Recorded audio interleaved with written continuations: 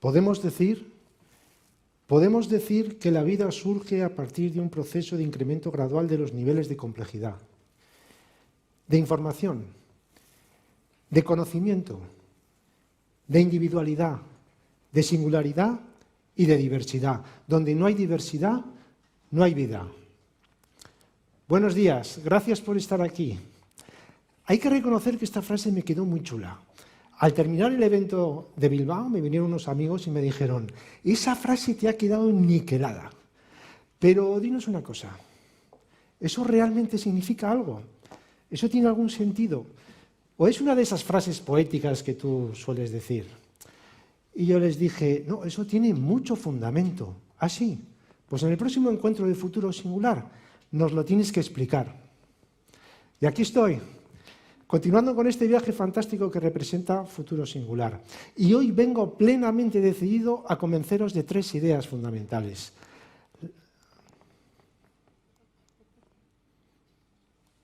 A ver, control, por favor. Bien. Necesito ayuda ahora. Bueno, la primera es que no podemos comprender el fenómeno de la evolución si no es desde las ciencias de la complejidad, porque evolucionar significa pasar de lo más simple a lo más complejo. La segunda es que los organismos vivos, y particularmente los seres humanos, estamos constituidos por 2 realidades fundamentales: energía e información. Y yo aún diría más, por probabilidad. Crear vida es crear probabilidad. Y la tercera es que hasta ahora la ciencia médica ha estado centrada en esa primera dimensión del ser humano, en lo que es su composición material, su biología, su química. Sin embargo, hoy, gracias a los avances de las ciencias de la complejidad y nuestra capacidad de procesamiento de información, vamos a poder penetrar en esa otra dimensión del ser humano, en los patrones que informan la materia. Pero antes de continuar, como algunos de vosotros no pudisteis estar en Bilbao o no pudisteis asistir a encuentros anteriores de Futuro Singular, me vais a permitir que recapitulemos, que hagamos un resumen de las conclusiones a las que llegamos en eventos anteriores. En primer lugar, dijimos: el estado de la técnica, en cada momento, en cada etapa de la historia de la humanidad, el estado de la técnica ha determinado nuestra visión del ser humano y del universo que le rodea. Es evidente que estamos viviendo una revolución tecnológica sin precedentes.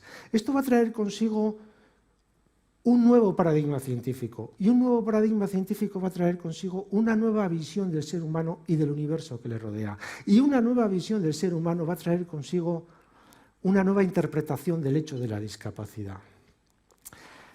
El paradigma antiguo nos describió un mundo estático, en permanente búsqueda de la estabilidad, de la inmutabilidad, del equilibrio. Un mundo dominado por procesos reversibles. El paradigma nuevo, el paradigma que surge a partir de la ciencia del siglo XX, nos describe un mundo dinámico, en permanente cambio y transformación. Es un mundo que ya no está dominado por procesos reversibles, sino que la gran mayoría de los procesos en la naturaleza son irreversibles. La tecnología, además, está conectando el mundo. Y un mundo extraordinariamente más interconectado es un mundo exponencialmente más complejo. Y esa complejidad creciente del hábitat en el que vivimos está estresando nuestra mente, porque nuestra mente es eso, es el elemento que gestiona la relación entre el individuo y el mundo. Pero el mundo conectado también nos va a permitir acceder a una multitud de datos. Datos sobre el individuo y sobre el entorno en el que desarrolla su existencia. Datos que van a ser masivos, ubicuos, diversos y continuos. Y esto nos va a permitir llevar a cabo una intervención extraordinariamente más holística, más sistémica, más ecológica y radicalmente más personalizada. Pero hoy la tecnología no está haciendo esto. La tecnología no personaliza. Porque hoy más que nunca, los sistemas de Big Data se están empleando para segmentar, para clasificar, para categorizar, para etiquetar a las personas, para cosificar a las personas y reducirlas a un mero algoritmo. Pero etiquetar no es personalizar, porque para personalizar hay que tener una idea clara de lo que significa ser persona. Como dice Cathy O'Neil, una experta norteamericana en Big Data, no podemos defender sistemas que nos clasifican en castas y nos tratan de forma diferente. Así que en ATA nos hacemos una pregunta.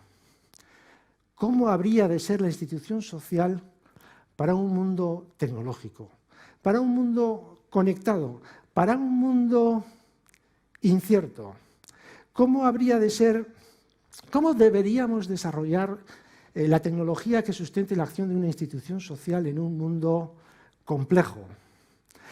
¿Cómo podemos desarrollar el sistema de provisión de soluciones y servicios que sustente la acción de una institución social que opera en un mundo incierto, un mundo dinámico? Y la primera dificultad que tenemos para contestar a esta pregunta, la primera dificultad que tenemos para comprender lo que significa un mundo complejo, radica en nuestras propias limitaciones psicofísicas. Porque el ser humano no está biológicamente diseñado para aprender, para capturar la realidad tal como se nos presenta. Necesitamos fragmentarla, necesitamos descomponerla en sus partes para poder interactuar con ella. Como diría el neurólogo español, afincado en los Estados Unidos, Joaquín Fuster, el proceso de percepción es un proceso de categorización.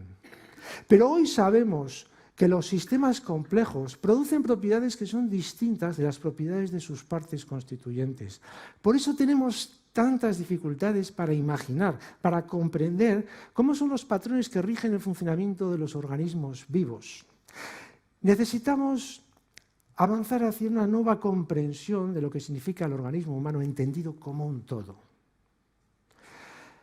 Y para eso necesitamos comprender, necesitamos aprender cómo es esa relación entre la mente y el organismo físico. Y necesitamos avanzar también hacia una comprensión de lo que significa la relación entre el individuo y el ambiente. Necesitamos, en suma, avanzar hacia una nueva forma de hacer ciencia, que nos aproxime hacia una forma de interpretar la realidad completamente diferente. Esto no es una crítica a la ciencia tradicional, ¿vale? Este verano, sin ir más lejos, me leí este libro. Me lo recomendó Gurutzli Linazasoro, el neurólogo que estuvo con nosotros en Bilbao. Es un libro extraordinario. Su autor, Eric Kandel, Premio Nobel de Medicina y de Fisiología, cuenta, a lo largo del libro, nos va contando toda su trayectoria vital. Y siguiendo la cronología de su vida, nos va contando todos los avances científicos en relación al conocimiento del cerebro en los que él participó. Durante todo el libro, Eric Kandel hace una defensa encendida de la doctrina de la neurona de Ramón y Cajal. Porque Eric Kandel defiende que para conocer bien el cerebro lo que tenemos que hacer es partir del conocimiento de la célula individual. Es un libro tan didáctico que estuve a punto de reconciliarme con la ciencia más reduccionista. Sin embargo, después de casi 500 páginas de una defensa a ultranza del reduccionismo más radical, Eric Kandel dice lo siguiente: deben producirse cambios conceptuales fundamentales en nuestra manera de estudiar el cerebro. Uno de ellos consistirá en pasar del estudio de procesos elementales, proteínas, genes y células individuales, al estudio de las propiedades sistémicas, mecanismos que involucran muchas proteínas, sistemas complejos de células nerviosas, el funcionamiento del organismo en su totalidad y la interacción de grupos de organismos. Necesitamos producir un cambio de mentalidad. Necesitamos dejar de poner el énfasis en elementos, en componentes cada vez más reducidos, para poner el énfasis en los procesos, en las relaciones, en las redes, en los sistemas, en los patrones que rigen el funcionamiento de los organismos vivos. Nuestra tesis es que para lograr nuestro objetivo, las disciplinas que nos van a ayudar a alcanzar nuestro objetivo son las que tienen que ver con la termodinámica de la vida y los modelos matemáticos asociados a la complejidad, a la probabilidad y a la no linealidad.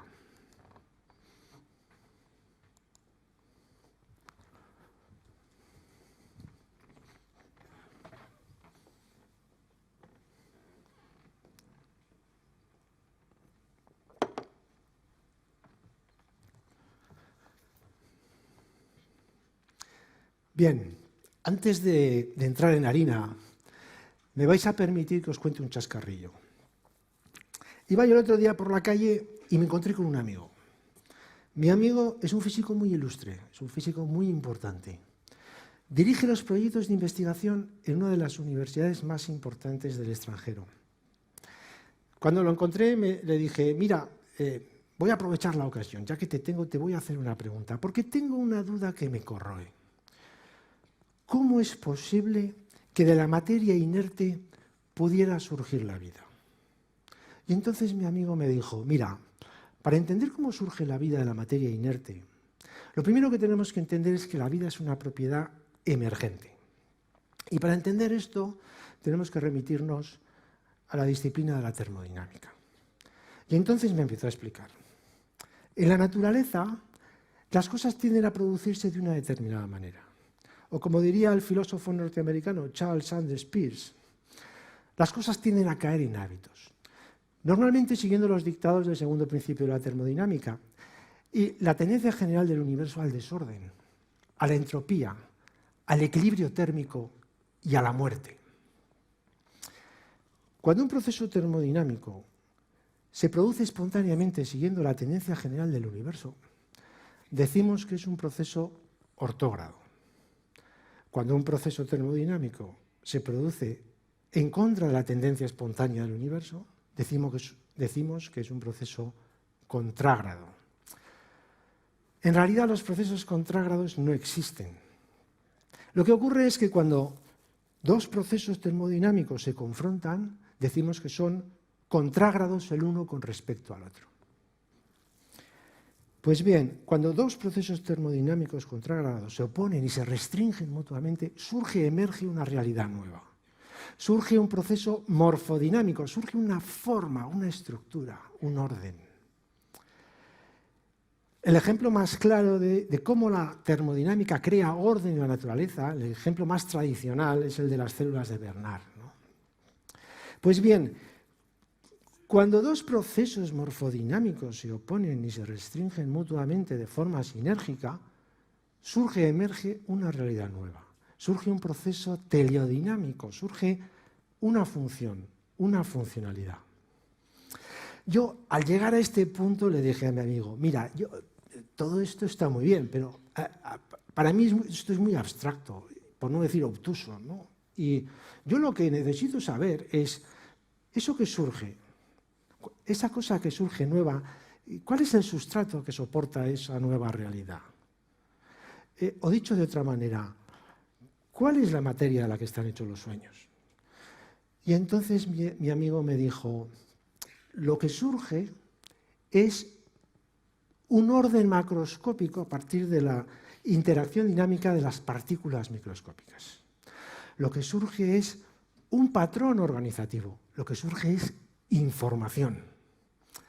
Y entonces yo me vine arriba y le dije, bueno, pero para que surja información tiene que haber un sustrato, tiene que haber una molécula de ADN, o tiene que haber papel y tinta, o tiene que haber impulsos eléctricos, algo tiene que haber. Y entonces mi amigo me dijo, en este caso no. En este caso lo que importa no es lo que está, sino lo que no está. Son las probabilidades no cumplidas y las restricciones que imponen las que determinan la configuración del sistema y el funcionamiento del mismo.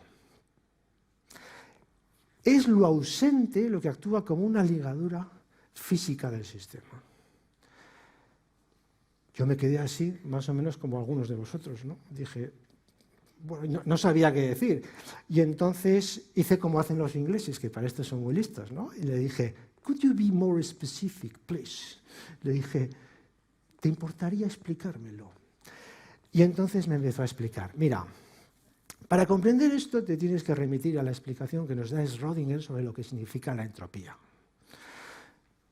Schrödinger fue uno de los físicos más importantes de la primera mitad del siglo XX y hacia 1944 publicó este libro, que es un librito delicioso de apenas 80 páginas, en el cual nos explica qué es esto de la entropía, ¿no? Y lo explica de la siguiente manera. Si nosotros tenemos un sistema cerrado, compuesto por un número determinado de moléculas, esas moléculas empezarán a producir fricciones, interacciones químicas y eléctricas entre ellas, ¿no? Al principio del proceso, las posibles reacciones químicas serán muchas, serán muy grandes, ¿no? En cada nueva reacción química, interacción que se produzca entre las moléculas, se disipará una parte de la energía en forma de calor, una parte de la energía capaz de producir trabajo. Y cada vez que se produzca una de estas reacciones químicas, se producirá un incremento del desorden molecular. Al final del proceso, se habrán producido todas las posibles reacciones químicas, se habrá disipado toda la energía capaz de producir trabajo y el desorden que habrá alcanzado el sistema será máximo, ¿no? Y esto significa que, cuando hablamos de energía, mínima probabilidad es igual a máxima entropía. Sin embargo, cuando hablamos de información, la entropía significa otra cosa. Imaginemos que tenemos un tablero, una especie de sudoku con números ocultos. Al principio tengo cero información y tengo un desorden absoluto. El momento que yo desvelo un número, empiezo a tener orden, empiezo a tener información. Y, sin embargo, el número de posibles combinaciones se empieza a reducir. En la medida que voy desvelando los números del tablero, tengo más orden, tengo más información y las posibilidades se van reduciendo. Cuando desvelo todos los números del tablero, tengo máximo orden, máxima información y, sin embargo, las posibilidades se han reducido al mínimo. Esto significa que cuando hablamos de energía, mínima probabilidad significa máxima entropía. Cuando hablamos de información, mínima probabilidad significa mínima entropía. Y entonces mi amigo me dijo, ¿y esto significa que la información es el opuesto de la energía? Y esto tiene unas implicaciones enormes, porque la información no es solamente un elemento descriptivo de la realidad, sino que es un elemento constituyente de la realidad. O como diría Gregory Bateson, el mítico y emblemático Gregory Bateson, la información y la energía son cosas distintas y en muchos aspectos deberían tratarse como si ocuparan dominios causales independientes.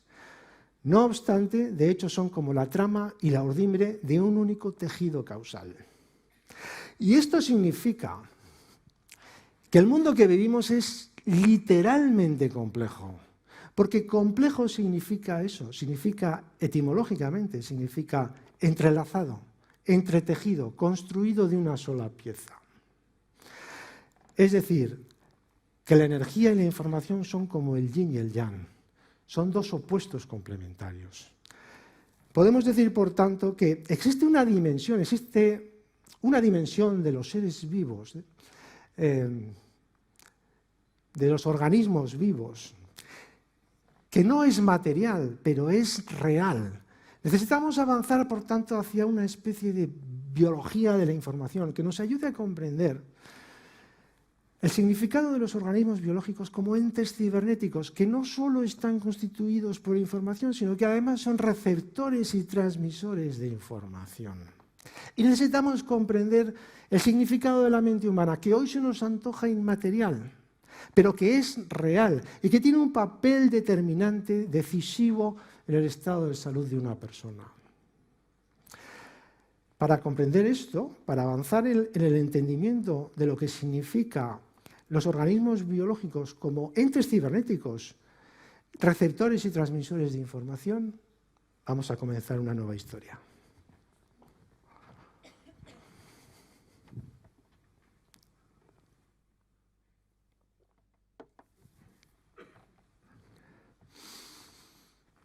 Esto que vemos aquí es una célula procariota. Es el organismo más básico, más primitivo, más antiguo de todo el planeta. tiene una antigüedad de más de 3.500 millones de años.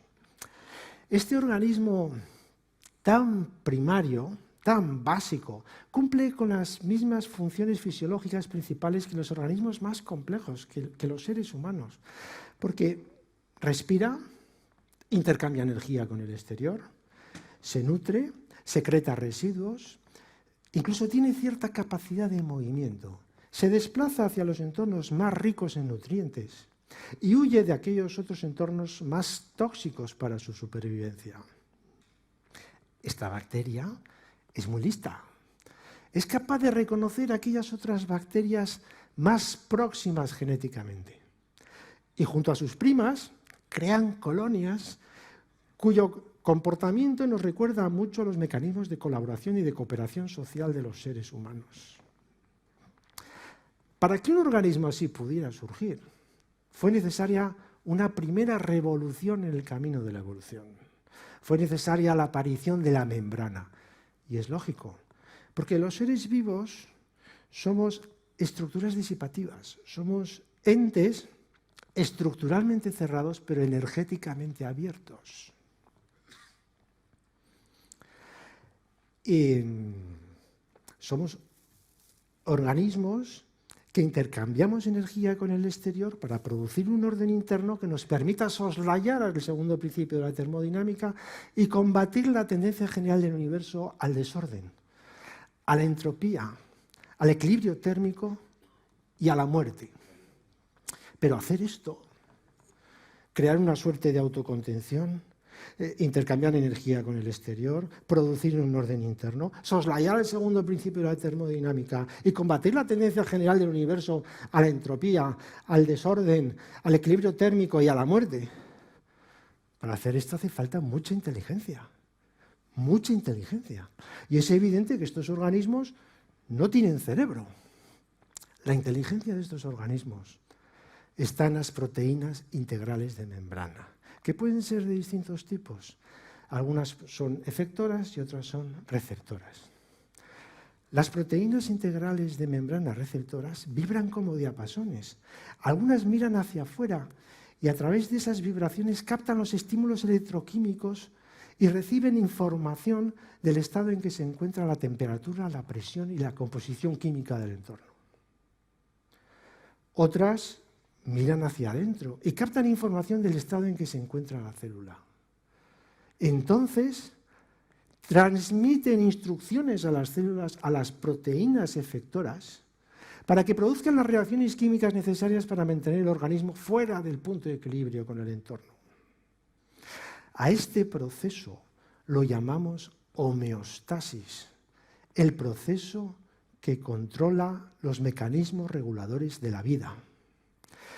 Y entonces, en un proceso de incremento gradual de los niveles de complejidad, la célula procariota dio lugar a la célula eucariota, y después la célula eucariota, a través de nuevas simbiosis, dio lugar a los organismos pluricelulares.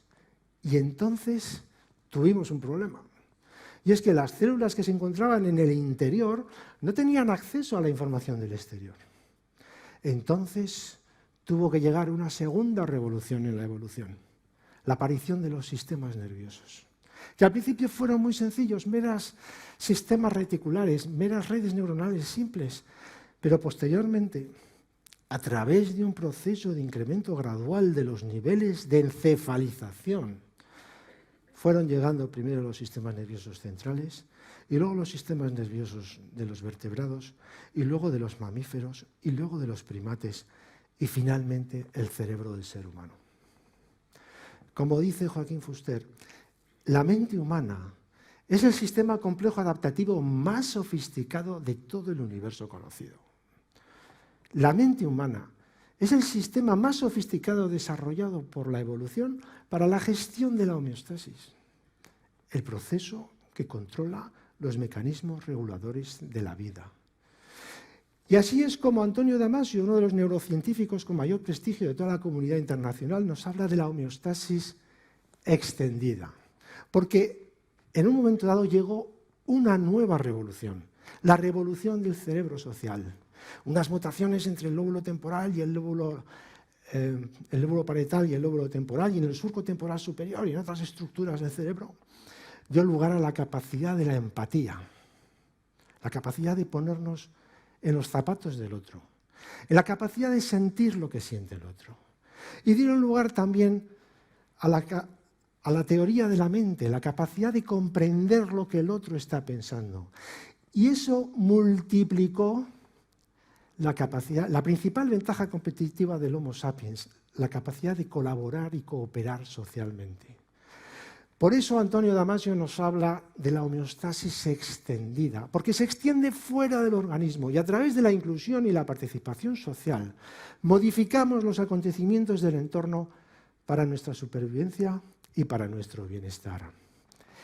Y por eso hoy, en el mundo de la discapacidad, defendemos el derecho a la inclusión y la participación social, porque forma parte inherente del derecho a la vida, porque forma parte intrínseca del proceso de la homeostasis, el proceso que controla los mecanismos reguladores de la vida.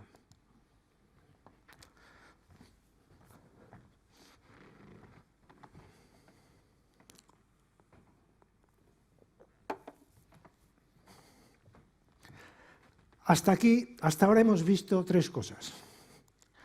Somos estructuras disipativas que intercambiamos energía con el exterior.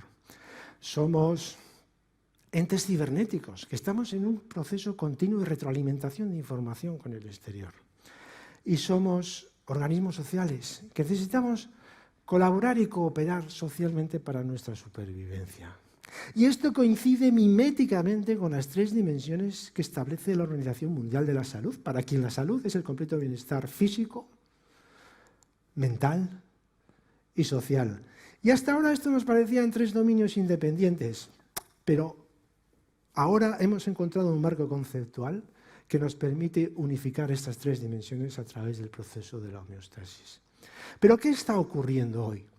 Hoy lo que está ocurriendo es que la tecnología está conectando el mundo. Y un mundo extraordinariamente más interconectado, decíamos antes, es un mundo exponencialmente más complejo. Y esa complejidad creciente del hábitat en el que vivimos está alterando la forma en que nuestro cerebro se comunica con el mundo. Estamos alterando la forma en que producimos la sinapsis y la forma en que producimos nuestras conexiones neuronales. Puede ser un poco controvertido afirmar que estamos modificando nuestra anatomía cerebral, pero lo que ya nadie duda es que estamos modificando la performance del cerebro, la forma en que el cerebro se comunica con el exterior. Y esto puede estar detrás de la emergencia de una serie de problemas que venimos viviendo de forma cada vez más creciente, relacionados con el estado mental, problemas de sueño, problemas de ansiedad, problemas de memoria, problemas de concentración, problemas de hiperactividad, trastornos de conducta, trastornos del comportamiento, trastornos de la alimentación y tantos otros. Incluso podría estar detrás también de la emergencia de una serie de patologías neurodegenerativas, como el Parkinson, el Alzheimer, la esclerosis múltiple, enfermedades neuromusculares, el mal de Huntington, etcétera, ¿no? En el siglo XX, los principales problemas médicos que tuvimos que afrontar fueron problemas relacionados con enfermedades transmisibles. Eran enfermedades cuya etiología traía a causa factores patógenos. En el siglo XXI, el gran reto al que nos tenemos que enfrentar es la emergencia de enfermedades cuya etiología no trae causa en factores patógenos, sino en factores ambientales. Según algunos estudios, el sistema sanitario formal, tal como lo entendemos, impacta sobre el 10% de los determinantes de la salud de una persona. Otro 27% de los factores determinantes de la salud de una persona tienen que ver con su genómica, con su herencia, y un 63% restante de los factores determinantes de la salud de una persona tienen que ver con su estilo de vida, con su conducta, con su comportamiento, con sus factores psicosociales y con sus factores ambientales, incluso con la cultura. Es decir, tienen que ver con la forma en la que la persona se relaciona con el mundo. Así que la pregunta que nos hacemos es, ¿cómo podemos crear una institución social capaz de impactar en ese 63% de factores que determinan la salud de una persona? Y la respuesta estará en la tecnología, porque estamos creando una piel que cubre el mundo y que está monitorizando y está sensorizando a la persona y el entorno en el que vive. O, como diría proféticamente, de forma muy clarividente, Teilhard de Chardin hace más de 70 años, la radio, la televisión y las computadoras crearán una noosfera, una membrana electrónica que cubrirá la Tierra y conectará a toda la humanidad en un único sistema nervioso. Y esto lo dijo mucho antes de inventarse Internet. Pero para mí la palabra clave, la expresión clave es esta, sistema nervioso. Porque si a la homeostasis biológica le siguió la homeostasis social, hoy la homeostasis tecnológica va a tomar el relevo. Así que, claro, entonces yo me hago otra nueva pregunta. ¿En qué tipo de institución podemos confiar para que gestione nuestra homeostasis? El proceso que controla los mecanismos reguladores de la vida. ¿Cómo podemos crear una institución social acorde con el estado de la ciencia y la tecnología que vivimos? ¿Cómo podemos crear una institución social para un mundo tecnológico, para un mundo conectado, para un mundo complejo, para un mundo incierto, para un mundo dinámico? Sobre todo esto es sobre lo que vamos a hablar con algunos de los mejores expertos a nivel mundial. Espero que os guste. Gracias.